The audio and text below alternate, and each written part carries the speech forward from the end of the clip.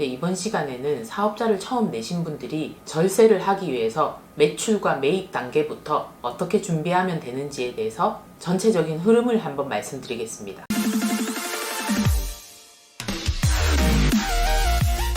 우리가 사업자를 내면 크게 매출과 매입 이렇게 나누고요.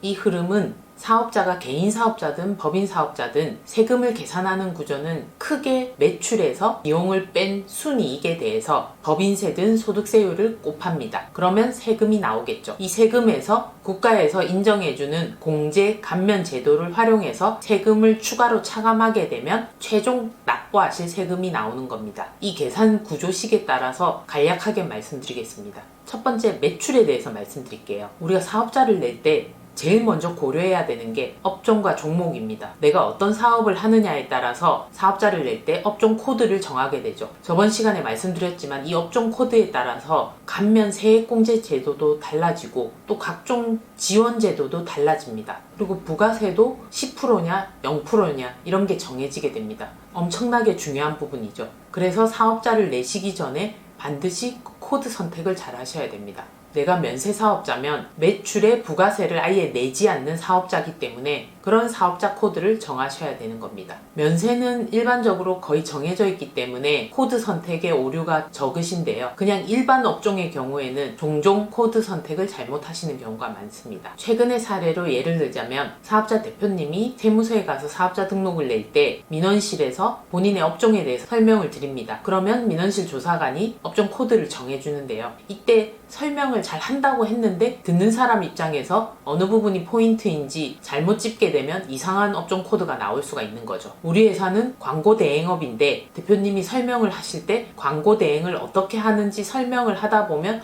전화를 해서 영업을 하고 이렇게 합니다. 이런 얘기를 했더니 조사관이 전화를 해서 영업을 하니 텔레마케팅이구나 이렇게 생각하셔서 텔레마케팅 업종을 선택해 주시는 경우가 있습니다. 이 회사의 실질적인 목적은 광고 대행업이지 텔레마케팅 업종이 아니거든요. 두 가지에 따라서 중소기업 감면을 받을 수 있느냐 없느냐로 세금이 크게 달라집니다. 그러니 당연히 광고 대행업으로 해야 되겠죠. 그래서 코드 선택이 중요하다는 얘기입니다. 물론 나중에 알고 보니 내가 코드 선택을 잘못했다고 해서 너무 낙심하고 올해는 텄구나 이렇게 생각하시지 마시고요. 수정신고를 하시면 됩니다. 이미 코드를 감면 못 받는 업종으로 잘못 내셨다면 먼저 사업자 등록증을 정정을 하십시오. 업종과 종목에 해당하는 코드를 선택해서 사업자 등록증 정정을 먼저 하시고 그 다음에 기존에 신고한 부가세 신고서에 업종 코드를 정정해서 부가세 수정 신고를 하시면 됩니다. 세금이 변하는 건 없으니까 업종 코드를 감면받을 수 있는 업종 코드로 수정을 하게 되는 거죠.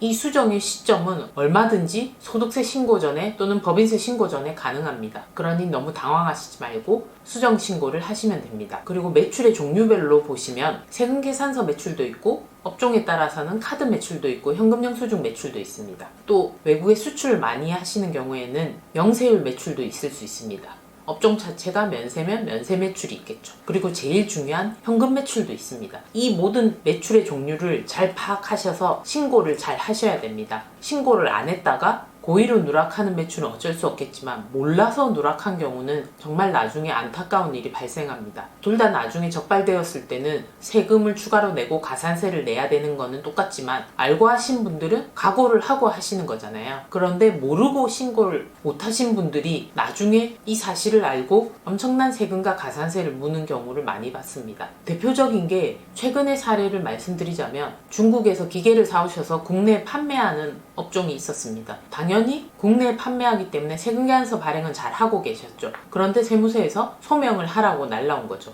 직접적으로 중국과 한국의 업체를 수입해 오시기도 했지만 중국에 있는 업체와 한국에 있는 업체를 단순하게 연결해주는 중개 역할을 하신 적도 있었던 거죠. 이렇게 중개 역할을 하시면서 중간에서 받는 수수료를 외화로 받았는데 이걸 전혀 신고를 안 하신 겁니다. 그냥 본인 통장에 돈으로 들어오니까 신고를 해야 된다고 인지를 못 하셨던 거죠. 그러나 세무서에서는 소소한 금액은 모르겠지만 큰 금액이 들어오게 되면 당연히 그 부분에 대해서 소명을 하라고 하게 됩니다. 그래서 이분은 이 누락한 외화 중개 수수료 매출에 대해서 부가세 영세율 가산세와 소득세 본세 그리고 가산세를 엄청나게 낸 거죠. 사업을 하시는 분들이라면 아무리 세무대리인이 있더라도 어떤 매출이 있다는 것을 반드시 설명을 해주셔야 됩니다. 이게 매출인지 아닌지도 모르겠다 이러시면 매출이 맞는지도 상의를 해보셔야 됩니다. 당연히 알겠거니 우리 세무대리인이 통장 내역을 보겠지 이런 생각을 하시면 안 됩니다. 특히 개인 사업자의 경우에는 성실신고 사업자가 아니라면 통장 내역 자체를 세무대리인이 보는 경우가 드물기 때문에 매출 누락이 발생할 수 있습니다. 그리고 사업령 계좌로 안 받는 매출은 더더욱 모르겠죠. 또한 매출을 언제 잡느냐도 중요하게 되겠죠. 지금 2020년이 얼마 남지 않았는데요. 연말에 매출이 몰리는 업종들이 있습니다. 이런 경우에 매출은 너무 많은데 비용이 많지 않아서 이익이 너무 많이 나온다면 이 매출을 올해 잡아야만 하는지 아니면 내년에 잡을 수도 있는지를 세법상 검토해 본다면 이 또한 절세의 방법이 될 수 있습니다. 세금계산서는 원래 서비스 용역 제공을 끝난 날 발행하거나 또는 상품을 판매하는 경우에는 상대방한테 넘어간 경우, 인도된 경우에 세금계산서를 발행하게 됩니다. 돈을 주고받은 때가 아니라는 것도 기억을 좀 해주셔야 되고요. 이렇게 서비스 용역 제공이 완료되거나 상품이 인도 완료되었을 때 세금계산서를 발행합니다. 예를 들어서 건설업의 경우 대가를 받기 위해서 세금계산서를 발행을 했습니다. 이 부분은 부가세 때 부가세를 납부하게 됩니다. 그렇지만 이렇게 발행한 매출이 꼭 올해의 매출이 아닌 경우가 있다는 겁니다. 건설업의 경우 건설기간이 1년 미만일 때 건설이 완료된 완성 기준으로 회사의 매출을 인식한다면 세금계산서는 돈을 받기 위해서 발행했지만 실제 완성되는 내년의 매출로 인식하게 된다는 겁니다. 그렇게 되면 매출이 내년 매출로 반영되기 때문에 올해 너무 많은 이익에서 일정 부분이 빠지기 때문에 세금을 조절할 수 있게 됩니다. 물론 세금을 줄이기 위해서 이런 케이스도 있으니까 참조하시기 바랍니다. 그리고 개인 사업자의 경우에는 내가 낸 사업자 매출만 고려하시면 안 됩니다. 내가 사업자지만 어디 딴 데 가서 강연을 한다든지 또는 뭐 다른 용역을 제공했는데 상대방이 세금계산서 끊는 거를 거부하고 3.3% 세금을 떼고 주는 경우도 있습니다. 그 또한 사업소득이기 때문에 5월에 종합소득세 신고할 때 장부 작성 의무를 복식으로 작성해야 되느냐 아니면 간단하게 작성해야 되느냐 또는 단순 경비율로 신고할 수 있느냐 이런 판단을 할 때 따지는 매출 기준에 이 프리랜서 3.3% 떼고 받는 매출도 같이 묶어서 판단해야 되기 때문에 이런 부분도 미리미리 주의해 주셔야 됩니다. 사업자를 내면 원칙적으로 사업자로 돈을 받고 세금계산서를 끊어주는 게 원칙입니다. 다음 두 번째 매입에 대해서 설명드리겠습니다. 저번 시간에 말씀드렸지만 매입은 크게 부가세 때 비용 처리가 되고 소득세나 법인세 때 비용 처리가 된다. 이렇게 쉽게 이해를 하셨으면 좋겠습니다. 부가세 때 비용 처리가 되려면 우리가 말하는 적격증빙을 받으셔야 됩니다. 세금계산서, 신용카드, 체크카드, 사업자용 현금용 수중이죠. 물론 이 적격증빙을 받는다고 해서 모든 부가세가 비용으로 반영되지는 않습니다. 내가 카드로 노트북을 110만 원 주고 결제했을 때와 내가 거래처 사장님을 모셔놓고 룸사롱에서 110만 원을 결제했을 때 둘 다 부가세가 10만 원씩 있지만 전자의 경우에는 부가세 10만 원이 비용 처리가 되지만 후자의 경우에는 부가세 10만 원이 비용 처리가 되지 않습니다. 왜냐하면 후자의 경우는 접대성이기 때문에 접대비는 부가세를 비용 처리 받을 수 없습니다. 그리고 만약에 친구들과 룸사롱을 갔다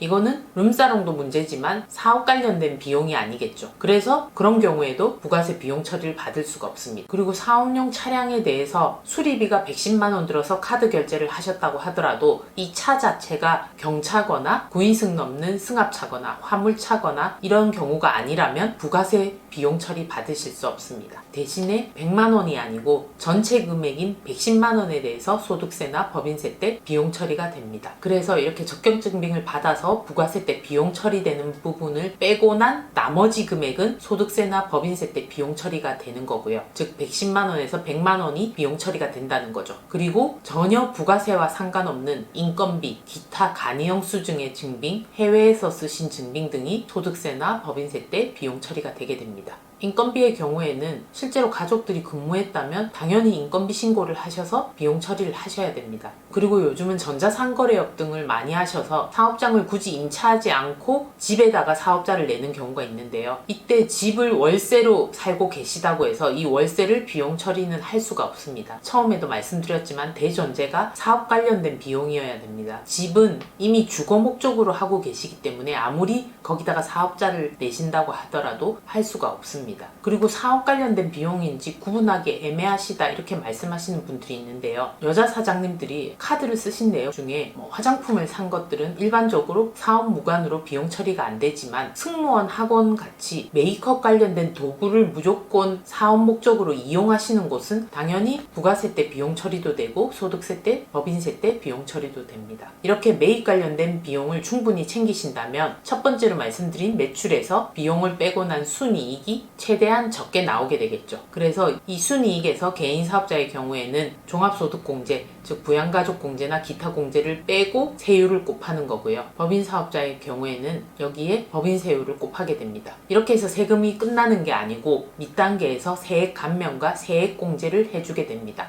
물론 업종에 따라서 세액 공제 감면을 못 받는 업종도 있지만 받는 업종도 있습니다. 업종과 상관없이 또 받을 수 있는 것들도 있습니다. 제가 자주 말씀드리는 중소기업 특별세액 감면은 업종에 따라서 10%, 20%, 30% 이렇게 감면을 받을 수가 있습니다. 대표적인 도소매 업종은 10%, 제조업, 건설업, 광고 대행업, 정보 서비스업 이런 경우에 20% 감면 등을 받을 수 있습니다. 그리고 요즘 청년들이 창업하는 것을 장려하기 위해서 청년 창업 감면이란 제도도 있습니다. 이전에는 청년에 대한 나이 제한이 29세였는데 2018년 5월 29일부터는 그 나이 제한도 많이 완화가 됐죠. 34세로 바뀌었고요. 예전에는 수도권 가밀 억제권역 내에서는 감면이 안 됐는데 이제는 수도권 가밀 억제권역 내에서도 50% 감면을 해주고 그 외의 지역에서는 100% 감면도 해줍니다. 그 외의 지역의 경우에는 청년이 아닌 경우에도 50% 감면을 해줍니다. 이렇게 청년 창업 중소기업 감면 제도도 꼭 검토하셔서 활용을 하셔야 되겠죠. 처음 사업자를 낼 때 이 요건에 맞게 대표자를 세운다면 우리가 5년의 기간 동안 50% 100%의 큰 금액을 감면받을 수 있습니다. 거의 세금의 50% 100%면 엄청난 혜택이라고 보시면 되죠. 그리고 특별한 업종 제약 없이 받을 수 있는 공제액이 있습니다. 일부 업종은 제외이긴 하지만요.